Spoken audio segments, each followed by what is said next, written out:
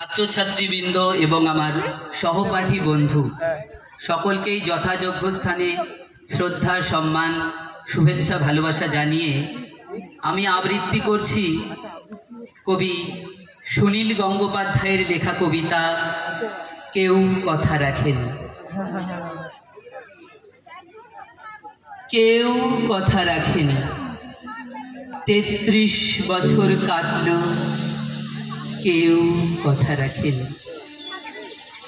ছেলেবেলায় এক বৈষ্ণবী তার আগমনী গান হঠাৎ থামিয়ে বলেছিল, শুক্লা দ্বাদশীর দিন অন্তরাটুকু শুনিয়ে যাবে।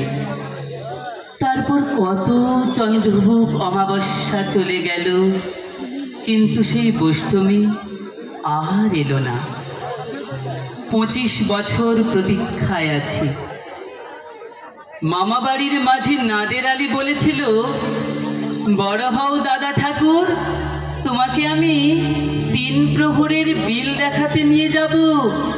সেখানে পদ্ম ফুলের মাথায় সাপ আর ভ্রমর খেলা করে। নাদের আলী, আমি আর কত বড় হব?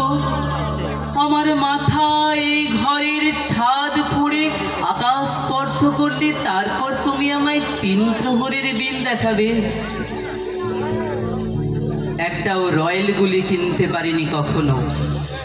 লাঠি লজেন্স দেখিয়ে দেখিয়ে চুষেছে লস্কর বাড়ির ছেলেরা। ভিখারির মতন চৌধুরীদের গেটে দাঁড়িয়ে দেখেছি ভিতরে রাস উৎসব। অবিরল রঙের ধারার মধ্যে সুবর্ণ কঙ্কন পরা ফর্সা রমণীরা কত রকম আমোদে হেসেছে। আমার দিকে তারা ফিরেও চায়নি। বাবা আমার কাঁধ ছুঁয়ে বলেছিলেন, দেখিস একদিন আমরাও। বাবা এখন অন্ধ, আমাদের দেখা হয়নি কিছুই। সেই রয়্যালগুলি, সেই লাঠি লজেন্স, সেই রাস উৎসব আমায় কেউ ফিরিয়ে দেবে না। বুকের মধ্যে সুগন্ধি রুমাল রেখে বরুণা বলেছিল, যেদিন আমায় সত্যিকারের ভালোবাসবে সেদিন আমার বুকেও এরকম আতরের গন্ধ হবে। ভালোবাসার জন্য আমি হাতের মুঠোয় প্রাণ নিয়েছি। দুরন্ত ষাঁড়ের চোখে বেঁধেছি লাল কাপড়।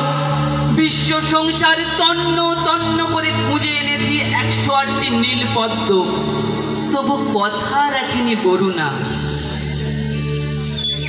এখন তার বুকে শুধুই মাংসের গন্ধ। এখনো সে যে কোনো নারী। কেউ কথা রাখেনি। 33 বছর কাটলো, কেউ কথা রাখে না, কেউ কথা রাখে না, কেউ কথা রাখে না। নমস্কার।